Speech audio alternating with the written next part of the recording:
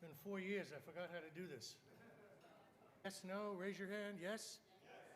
Yes? I want to welcome also everyone who is watching in Israel, members and friends. And I'm going to spend a few minutes doing that and give you a sense of Shuli, the person. So the first of these was written by our friend Florence Siegelberg. Florence is a long time friend of ours from New York.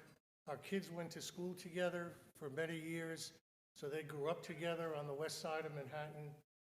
And so I'm going to actually read something that she wrote, how difficult it is to encapsulate the life of a person in a few words. Shuli was a complex individual, while at the same time, gentleness was her natural demeanor. Over the years, she adopted parents who lived with her throughout their illnesses. That's true. We took care of both of Shuli's parents for years. Reciprocity was never an issue or a concern. Giving was Shuli's natural state. That is, except for the time that Shuli hosted my 3 children for a weekend. I don't remember that, but I guess it happened. The youngest being a year old at the time. And as my husband and I left, that if over the course of the weekend, Shuli's fierceness was born of her parents, tough Holocaust survivors. She would defend her baby bears, Todd and Ari,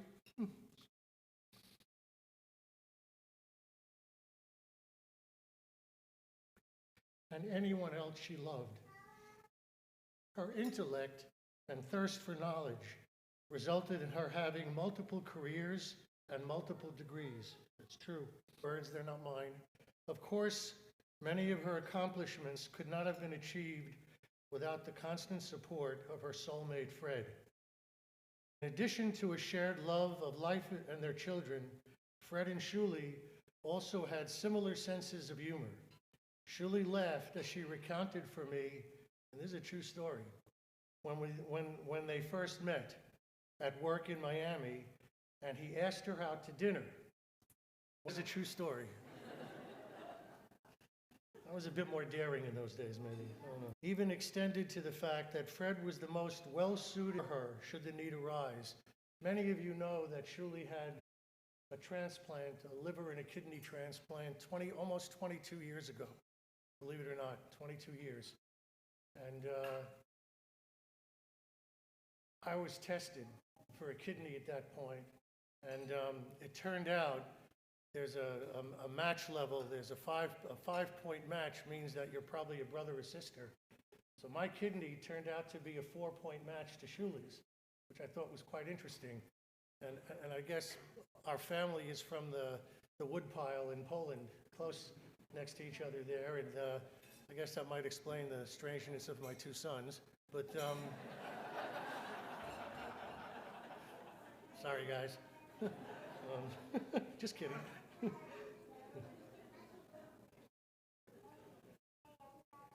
The first time I met Shuli, her words, was at an emergency meeting one evening at MDS, Manhattan Day School, where our kids went to in New York. Many of you here know that school. Was to address the 3rd grade, which was apparently a problem class. Something I was not even aware of, but that she, a recent immigrant from Miami, because we'd just come up to New York, was. Hi, she said, with a mellifluous and soothing voice that would remain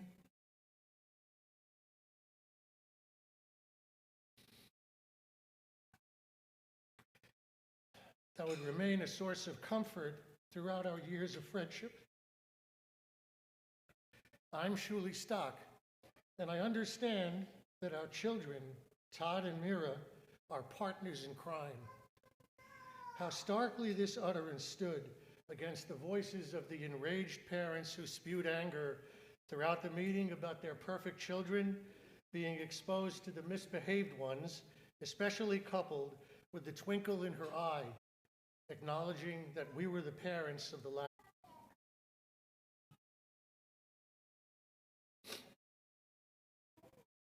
So Florence now writes, to our family, I know that the loss of Shuli leaves a hole in your lives that will be impossible to fill. But I hope that you will find comfort in the outside memories she leaves behind, as well as the assurance that Shuli will continue to watch over all of you, gently yet fiercely.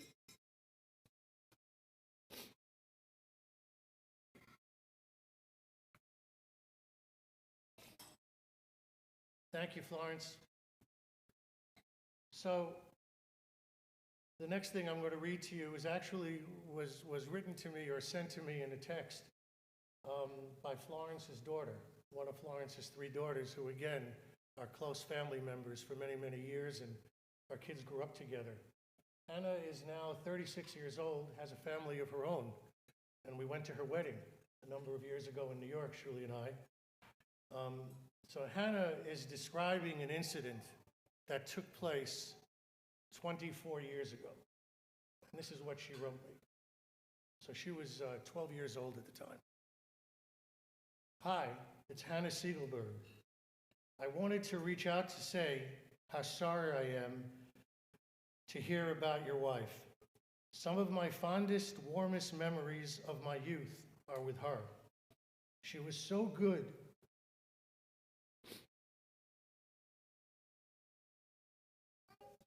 At making the people around her feel loved and cared for.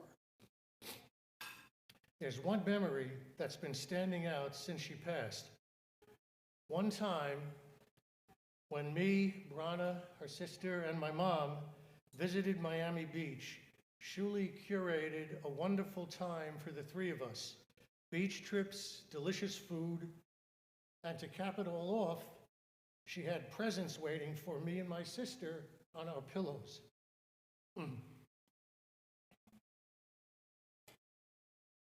Lotions, body sprays, the perfect items for a 12-year-old girl. The whole experience was magical. As I've gotten older and play host, she is the standard I aim for. How I want people to feel in my own home.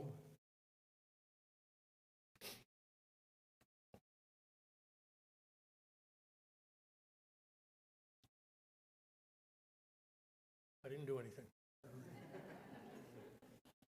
I guess that was on purpose, right? Now I can't see anything. It's I was just that note struck me. That she remembered that 24 years later.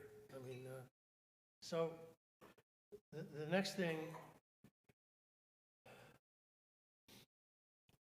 and I have a very close family in Israel, people that we've spent a lot of time with over the years. And Shai is the daughter of Shuli's first cousin, Yigal and Michal. And we met Shai when she was 2 years old. Some of you may know that Shuli and I made Aliyah with the boys in 1998 and attempted to live in Israel. It didn't work out, but has had a profound impact in our children's lives and in our lives. Every time I think about her, my heart is filled with a warm or two, a good listener with wise advice, but never condescending, always kind. I know I'm lucky to have her with me wherever I go, to have our conversations in mind, our jokes, her stories, and the love I've always had for her, the love she always made me feel. Shuli, I hope you are in a nice place.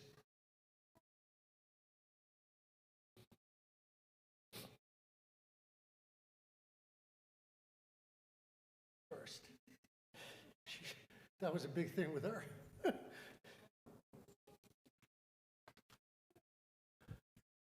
Ari? I'm going to call my son Ari up to say a few words.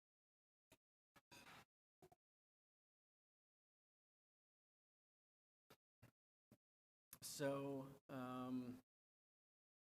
I was racking my brain about what I would say today, about, much echoing what my dad said and what other people who know her say about my mother's compassion, caring, love, and how loved I always felt. But that's kind of obvious low-hanging fruit for her. Everybody who knew her knew that. Better.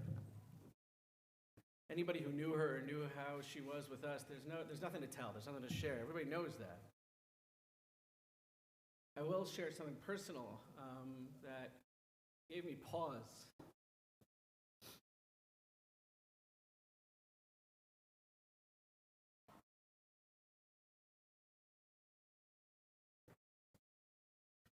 You know, I thought would just distract me and keep me busy, but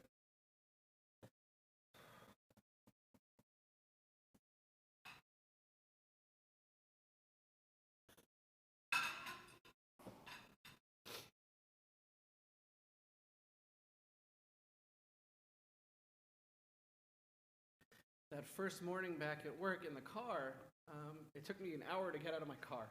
I was bawling, couldn't stop crying, because I felt guilty that I'm going back to work and going about my life like nothing happened. Obviously, it did.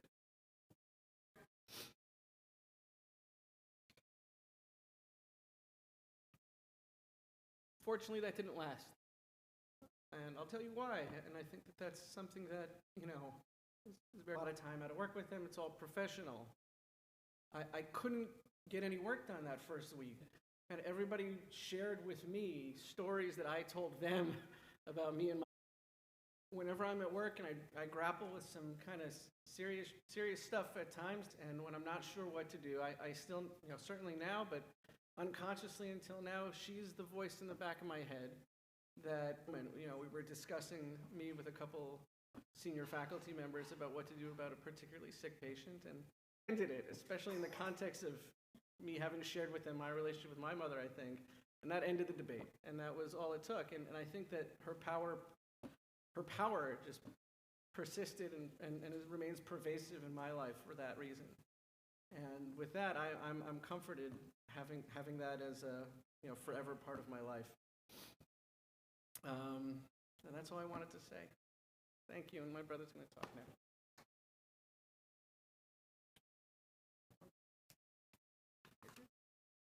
Good morning, everyone. Thanks for being here.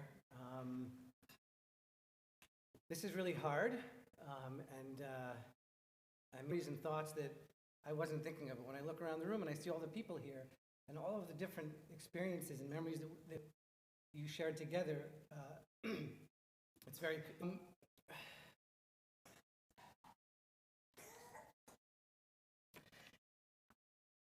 I was thinking about something my brother just mentioned. When he said, "What would your mother do?" And she had this little plaque in her room that we bought her, kind of as a joke, and it said, "If at first you don't succeed, do it the way your mother told you." And that was very applicable to her, and I always got a kick out of that. But I think this is a perfect opportunity to sort of publicly and enthusiastically say thank you to my mom.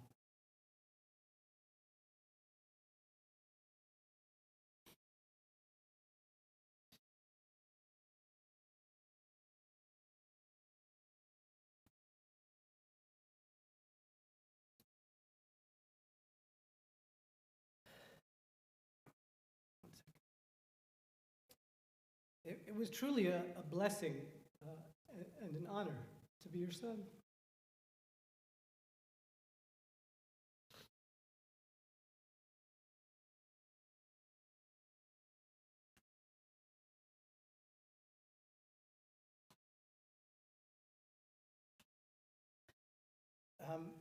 Growing up, different occasions, I'd give my mom a card for a birthday or Mother's Day or graduation or some special occasion. I would always try to say something different or share a funny story, or because you give these cards and you want to try to be original. But at the end of every card, I would end with the exact same message in every card that I ever wrote her.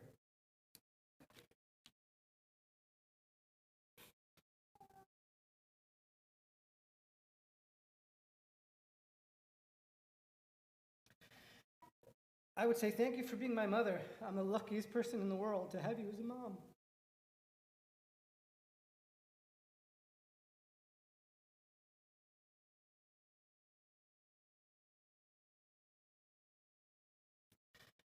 I meant that, and I felt that every day. And it's even more profound now.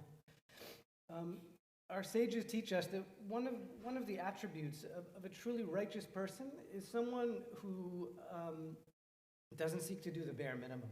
And as we've heard from my dad and my brother, my mom was someone who never thought about what she could get by with. She always thought about what was the most she could do to make someone feel special or loved or cared for.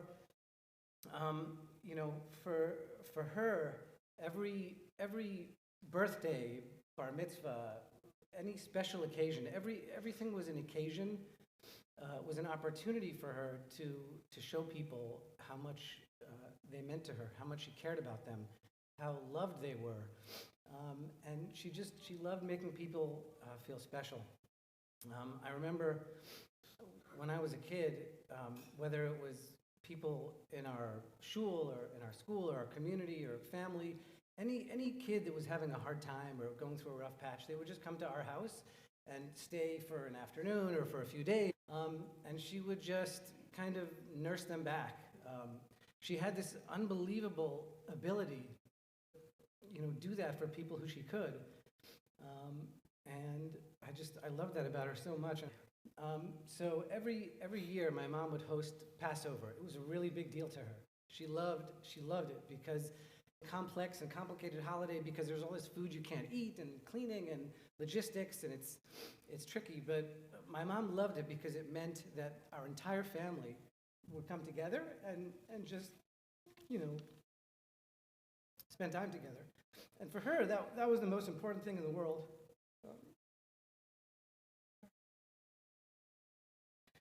So my mom hosted every year.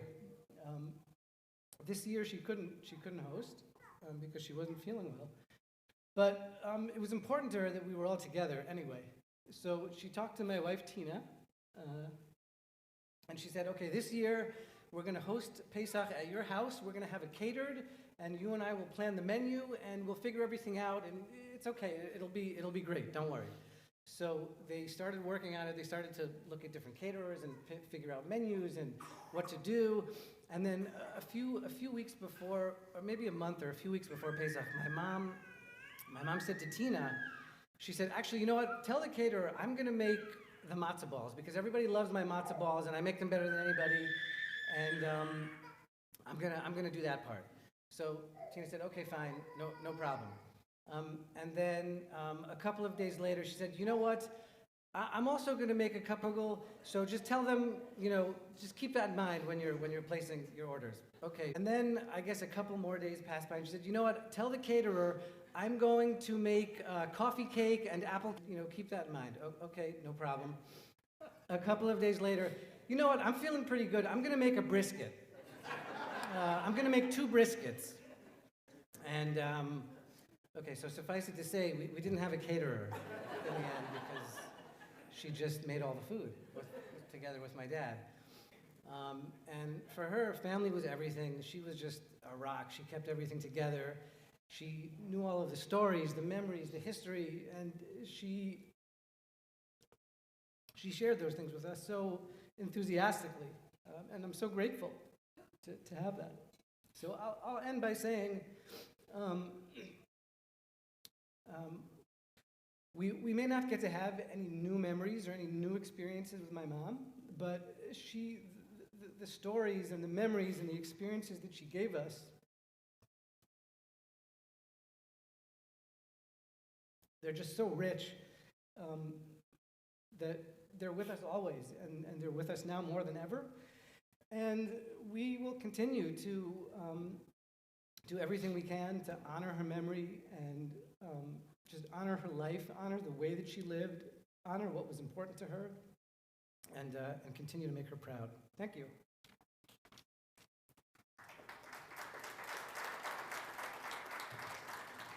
I'm done, so to speak. Todd and Ari and I will come up. We're going to say a couple of Pirkei Avot, and we're going to say Kaddish. So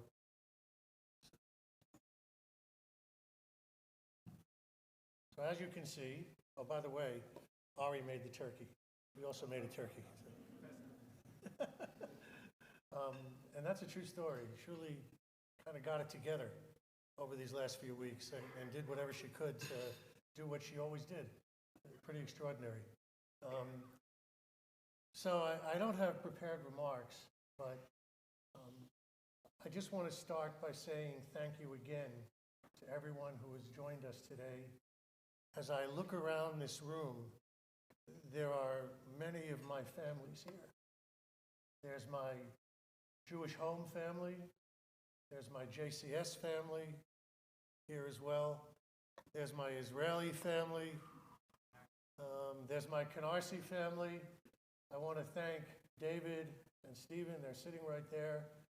I know those guys for over 60 years, and they came in from the west coast of Florida to be here this morning. And I know that many of my friends are listening in New York to this as well. So I have many families. I'm very fortunate in that respect. And thank you for all being part of this today. Many of you know that when I would close a lot of my speeches at events or at the JCS events, I would end by saying that, and Abe just reminded me of this. Where are you, Abe? Right there. You reminded me of this. I would close by saying that Shuli was the wind beneath my wings.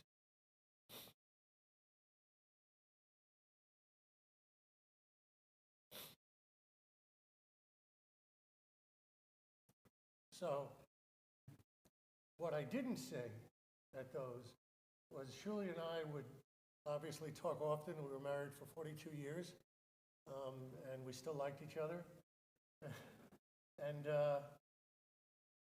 I would say to her that she was my hero.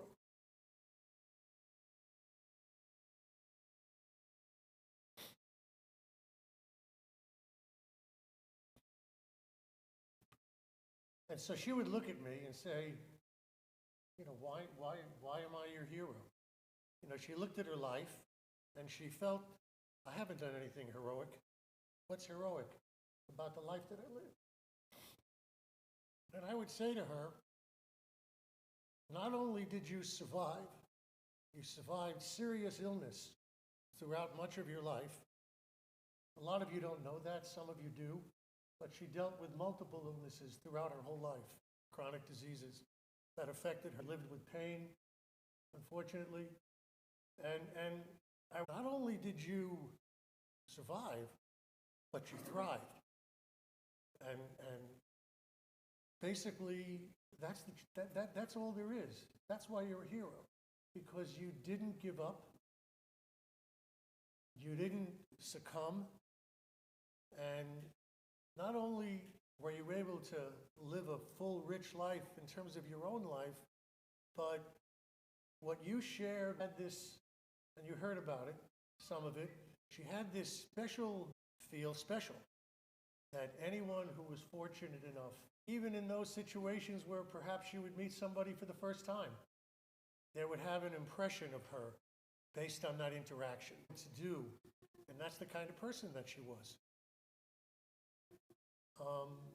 She never let dealing with interfere with that, and that's why you're a hero. And she would, she was very self-effacing. She never wanted the limelight, but and she would react self-effacing to that. But I said, look, I've seen the impact you've had on so many people around you, and so that's kind of what she brought to the table, what she brought to the world. She was not a middle of the road person. She was either all in or all out. And if she was all in, she was all in. She was much more daring than I could ever be, much more adventurous than I could ever be. And she gave me a wonderful life because of the person that she was. So even though I'm angry on many levels that she's not here, I'm also thankful. If someone would have said to me that Shuli is going to live 22 years after a kidney liver transplant, I would have said they were out of their minds. I would never have believed the surgeon. And he shared with me recently that he thinks that mommy may be So I have a, and she knew in many ways that, so I consider myself time with the woman I cared for most in the world. Time together over these past 4 years, and it was wonderful. It was amazing. And these arms and legs. She was not as mobile as she was years ago. And so basically I was able to do for her what she couldn't really do for herself. And by me being able to do that,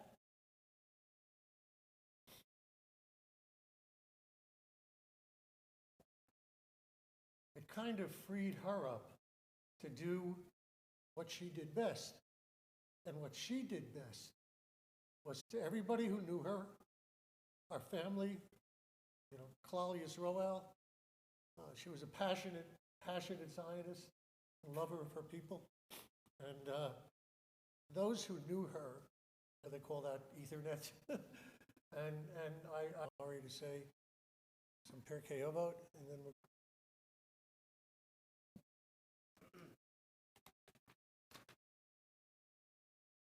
You wrote about Bobby.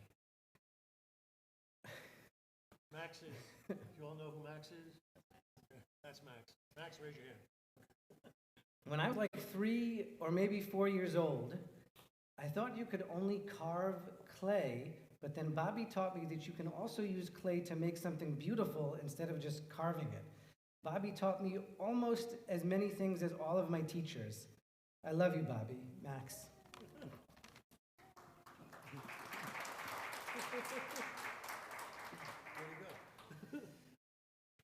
כל מה שברא הקדוש ברוך הוא בעולמו לא ברא אלא לכבודו, שנאמר כל הנקרא בשמי ולכבודי בראסיו יצרתיו אף עשיתי ואומר אדוני ימלוך לעולם ועד. רב חנניה בן הקשיא אומר רצה הקדוש ברוך הוא להזכיר בה להם תורה ומצווה, שנאמר אדוני חפץ למען צדקו יגדל תורה ויאדיר. ויזקדש שמי רבה ויאמר דברה חירוסי והמליך מלכוסי וחייכון ויאמיכון ריב וימירו אמן. יהי שמי רבה מברך לעולם ועמל מהיה. יסברך לב יסלל שמי לקדושה בריחו. לעילה מן כל ברכסה ושירסה תשבחה על ישראל ועל רבנן ועל תלמידיהן ועל כל תלמידי תלמידיהן ועל כל מן דעסקין ביורייסה די בעשרה הדין ודי וכל עשר ועשר. יהי להון ולכון שלמה רבה חינה וחיסטה ברחמן וחיין אריכן ומזונה רביכי ופרקנה מן קדם אבון דבשמיא ואמרו אמן. Okay. Thank you, everybody. Thanks for being here. Thank you.